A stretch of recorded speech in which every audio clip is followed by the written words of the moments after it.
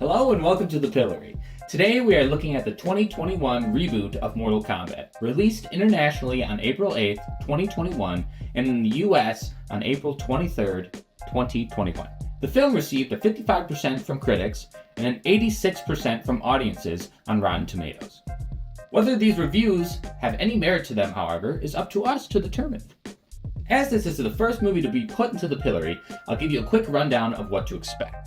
First, I'll go over the plot of the movie, making sure to point out 6 scenes that caught my eye and scenes that made me want to die. At the end, I'll go over how I would rate the movie, and then give an explanation as to why I thought it was more than something, or not even. Also, just to clarify, this is my personal opinion. I'm sure someone out there is more than willing to tell me I'm wrong, and that's okay. I've created this segment to let movie lovers, such as myself, know how I thought the overall experience of the movie was, and to create a discussion.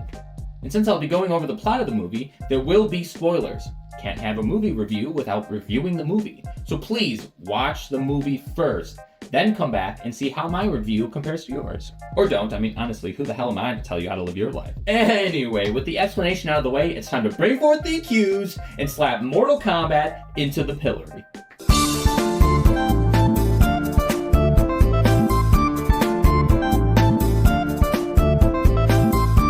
The film begins by introducing you to the Shirai Ryu, Hanzo Hashi's clan, which most of you might know as Scorpion.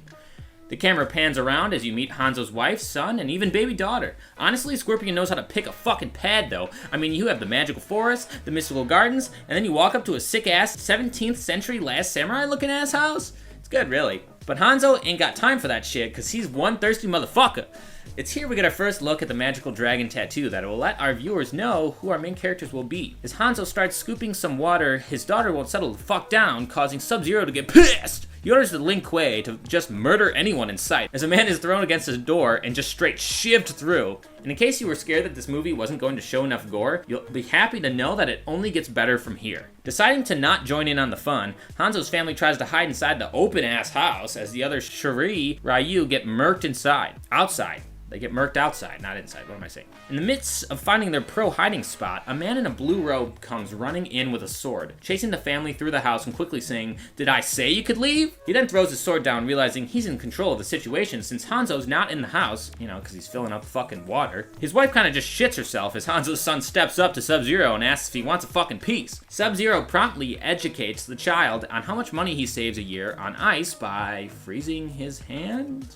I don't know, but it's definitely frosty. The scene then cuts to Hanzo finally finishing filling up the buckets, and fuck, he better drink them soon if he wants to quench his thirst, cause he hears his wife scream, somehow completely missing the cries of the men dying from earlier, and does a quick fuck you to the buckets, sprinting to save his family. I hope he didn't get too attached to his family though, since they are busy learning what it's like to chew 5 gum. Simulate your senses. After a quick 5-second sob sesh, 2 randos try to creep up on Hanzo, but the fools didn't realize that they were cannon fodder as a badass action scene occurs where he just straight fuck them. Wait a minute, didn't he just slit that guy's throat? How the fuck is that guy not dead? Also, where the fuck is that dude going? Like, out of all the places to run, why are you running to the house? It just doesn't make any sense. Anyway, a dozen more soldiers show up and Hanzo runs over to get his slippy slap, stabby chap knife. More fighting occurs, and to be frank, it's pretty badass as Hanzo flings his kunai around to senselessly murder everyone around him. Get fucked. Only after all his henchmen have been murked does Bihan, or Sub-Zero, finally show himself, which always irked me, like why did the bad guys wait for the followers to die?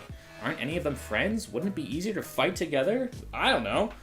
Hanzo finds Sub-Zero just chilling on a rock as he says, "Kinda fucked up, you killed my family." Finally, it's time for these 2 broskies to lash it out. Hanzo starts it out with a cheek cut as the 2 just start going ham, slicing, stabbing, and just doing some dope-ass karate moves. The fight ends with Hanzo getting tossed into a tree and then, holy shit, just straight heart stabbed. I definitely saw that going differently in my head. Finally putting an end to who's better, Sub-Zero walks off in victory. But even in death, Hanzo can't get no sleep, using what's left of his life to try to fill up those buckets. Oh wait, no, he's not trying to fill up the buckets, he's trying to save his kid. He gets pretty far until he says 5 more centuries, and then boom, he's sent to the netherworld by some weird-ass flamey boys, I don't know. Starts to rain as the Thunder God comes down from the heavens. What? He then promptly steals Hanzo's baby and thunderclaps out of there, as the title of the movie shows. Words start to form on the screen as I scramble for my glasses, cause fuck, now I gotta read. It's here we learn that Earthrealm is in trouble since they've lost 9 out of 10 tournaments, and if they lose 1 more, Outworld will be able to invade them. Though in this version, the prophecy says that Scorpion's descendant will lead Earth to victory. Pillory. It's here that we meet our main character, Cole Young, the parent descendant of Scorpion. Cole is an MMA fighter who's basically paid to get his ass kicked. Anyway, cut to Cole getting his ass kicked. We then jump to the Outworld and learn more about what the title cards already told us. It's here that Shang Tsung calls Sub-Zero by and tells him to go kill all of Earth's contenders in the tournament, and Sub-Zero says, fine, I'll do it, but not because you told me to. Jump back to Cole after he just got his ass kicked, and we meet Jax, who calls Cole a little bitch and asks who his tattoo artist is. He shows his tattoo right back, and then Cole says, well, that was cool. Anyway, see ya. Cole then goes off with his family to go get ice cream when all of a sudden things start to get frosty. Sub-Zero shows up and ruins yet another family moment as he starts chucking hail at people. Holy fuck, that guy just died! Jax comes out of nowhere and yells at Cole to get his family into the truck. Somehow, the family gets into Jax's truck, even though that hail is the size of a fucking basketball, and they drive away. Jax explains that he, along with Sonya Blade, are chosen to fight in Mortal Kombat since they have the marking. This is also the reason Sub-Zero is after them. But just like my demons, you can't run from Sub-Zero, so Jax decides to distract Sub-Zero as Cole tries to save his family. Jax and Subby fight for a bit, and we get a cool scene where Sub-Zero freezes a gunshot, which is pretty sick. A few quotes from the game later, Jax is getting his hands frozen, and then what the fuck? His hands just shattered like icicles! Mortal Kombat, you are straight fucked! The movie then jumps over to Cole getting his family home and leaving to find Sonya. Jump to the Outworld, where we meet Melina and learn more about how they want to kill the combatants. Cut back to Cole, where he finds Sonya in a dump? Why does she live here? I mean, I guess it would be the last place I would look for Mortal Kombatants, but it just seems a little weird. The two catch the audience up about the history of Mortal Kombat, how Jax and Sonya killed someone with superpowers while in the war, and Jax suddenly got the dragon tattoo due to it. It seems in this version, the superpowers can be transferred over to whomever kills the person with a dragon tattoo. Hey look, it's Nighthawks! Oh shit, it's Sindel! Cool! Mortal Kombat! As the two continue talking, we meet Kano, the snappy Aussie. And let me tell you, they did a great fucking job with this character. We learned that Kano has a marking because he killed one of the chosen beings. We also learned that Sonya doesn't have a marking, which makes no fucking sense, but alright. Suddenly, the power goes out, and Reptile enters the arena, and he looks exactly like he does in the game, which is pretty cool. The three start to fight where we get this sick scene of Cole just swinging a wrench at absolutely nothing.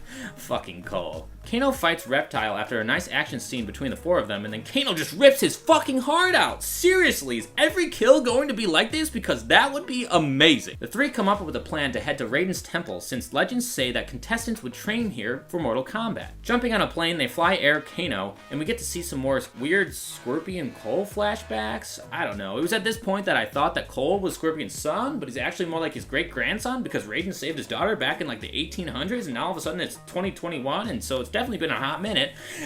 Anyway, the group jump out of the plane and start walking towards the temple, which is fucked. Like, you were just on the plane. You couldn't have flown in closer? Fuck!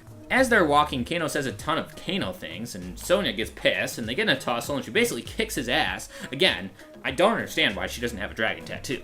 As they walk further into the desert, Liu Kang finally shows up and shoots a fireball at them to show that he's a serious motherfucker. He feels the need to touch everyone's shoulder as they walk off towards the temple. Somehow Jax is still alive and in the temple as we get a shot of how fucked his arms really are. Like, fuck, they are gone, and that's frostbite, and it's nasty. At the temple, we meet Raiden again, and he explains how the group are weak as shit and they need to start training as soon as possible if they're gonna win. But they don't have much time because Sub-Zero's in the house! He starts chucking icicles at Liu Kang, because that's what he does. And Liu Kang just starts getting shit on. I think now's a good time to mention that Sub-Zero's kind of just OP in the entire movie. It's here we meet Kung Lao, who shows up to save Liu Kang, but so does the bad guy squad.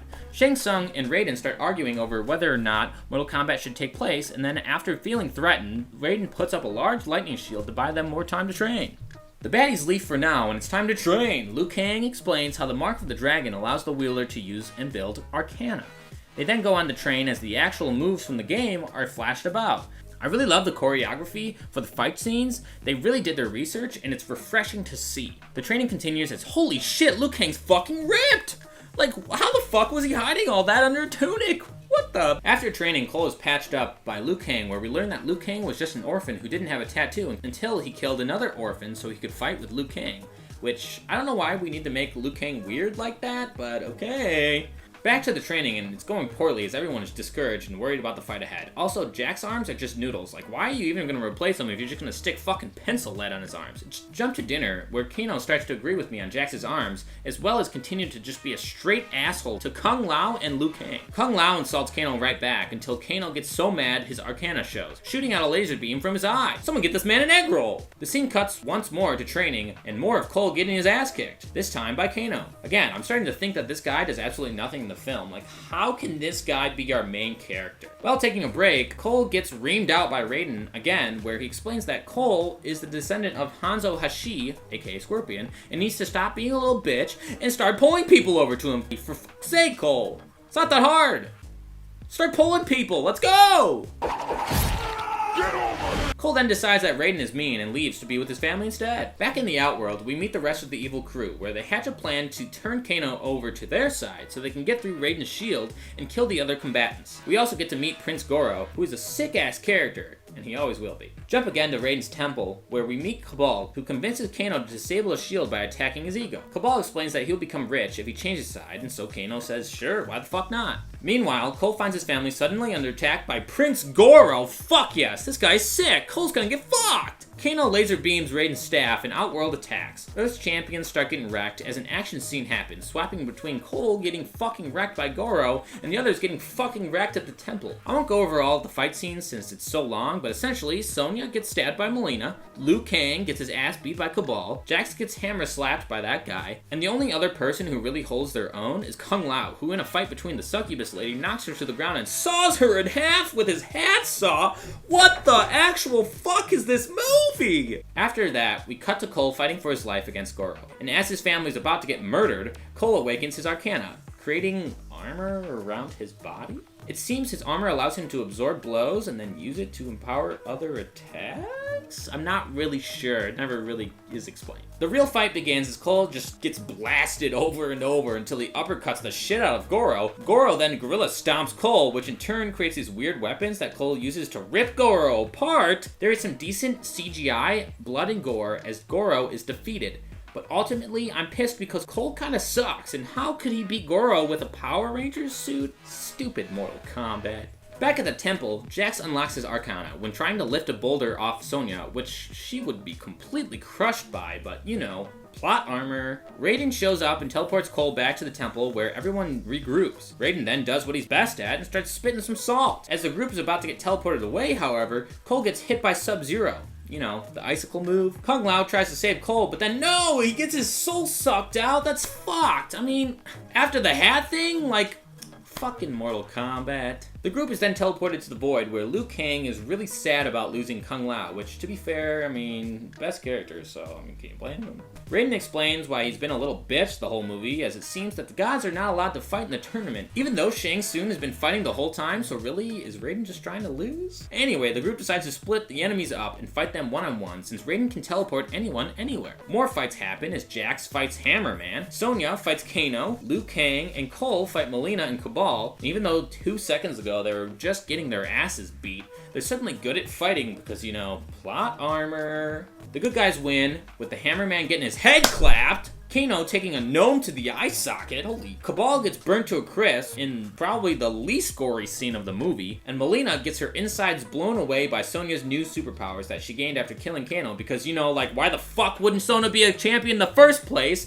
Fucking Mortal Kombat! After they beat all of them, they plan to group up and fight Sub-Zero together, because he is some strong motherfucker. While Cole was fighting, Sub-Zero shows up and kidnaps his family, drawing Cole away from his team and creating a 1v1 in the iced up gym from the beginning. The two begin to fight, and it's very clear that Sub-Zero is still OP. Cole remains vigilant since his family is right there, and he takes out Scorpion's kunai, which he then cuts his hand on, and all of a sudden Scorpion's summoned, finally giving us the line that we have waited the whole movie for. Get over here! The two fight, and it's a pretty even match. Again, I would like to applaud the choreographers for this movie because they did a great job. As Scorpion and Sub-Zero continue to fight, Cole does some more Cole things, which is really nothing until the fight is eventually brought to him, where Scorpion and Cole finally fight together to take down Sub-Zero. Cole stabs Subby in the chest and flips his ass, where Scorpion then fatalities him by spitting hellfire and burning Sub-Zero alive. Finally freed of vengeance, Scorpion tells Cole to take care of the bloodline and heads back to Hell. Raiden and the others show up for a winner's rally, but they're interrupted by Shang Tsung showing up and telling them that he'll be back with armies. Raiden says, "Bitch, taste lightning," and sends Shang Tsung packing. Raiden then says he'll assemble a new list of champions to prepare for the next time Outworld attacks. The movie ends with Cole heading to Hollywood to find Johnny Cage, as we zoom into Johnny Cage's name. Overall, I'd give the 2021's Mortal Kombat a 5 out of 10. The movie was your classic action movie with more action than actual story, and with a movie length of 110 minutes, there was not a lot of time to truly develop many of the characters and even an in-depth storyline. It was assumed that the viewer had already played Mortal Kombat or had some knowledge of the story before going into the movie, which led to some lazy writing. If you have not played any of the games, or know of the story, then the movie is extremely confusing.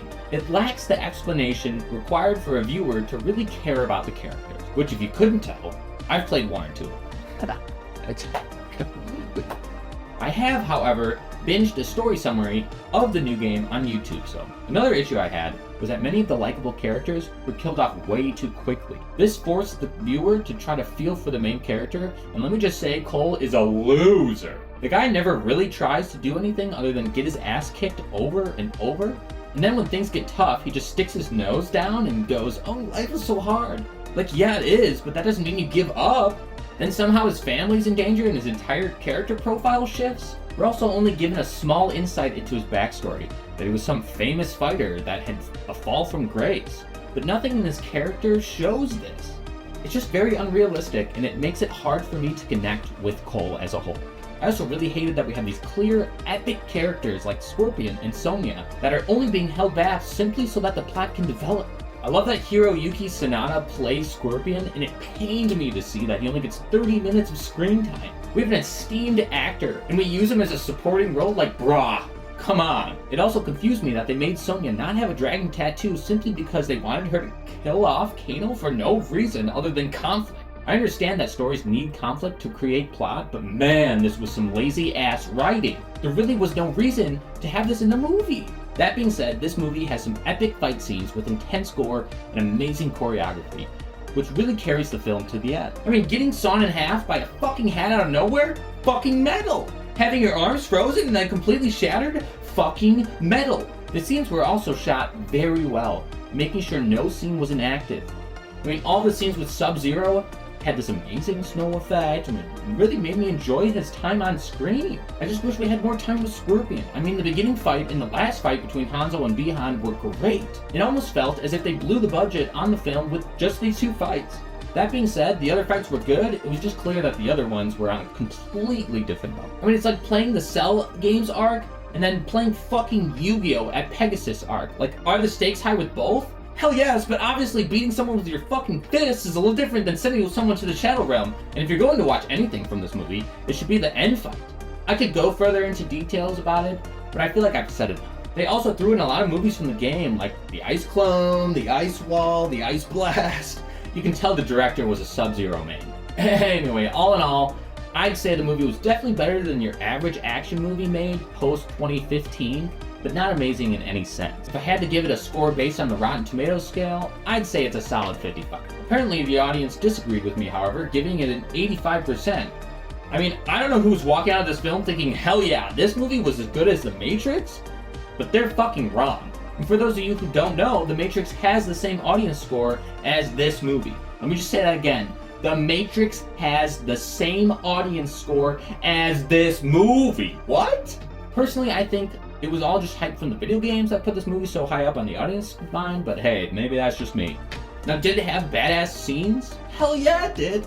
But the lazy writing really brought the whole movie down. I mean, in all honesty, I couldn't tell you the name of Cole's daughter or wife. And why should I? They were only in the film for emotional ties, and they were barely utilized. That being said, if they made a second one, I'd definitely watch it, because, like, obviously I want to see more fatalities. I mean, that hat scene? Fuck! That's going to be it for this episode of The Pillory. Join me next time when we head in a completely different direction and look at the 2013 horror movie, The Conjuring. Did you agree with me on my review? Do you think I was completely off and now you're just fuming with hatred at how I could be so wrong? Let me know down in the comments below. Thanks everyone for watching. Remember, you all deserve to be loved. It's a fucked movie. and lacks the explanation required for a viewies. You guys are viewies.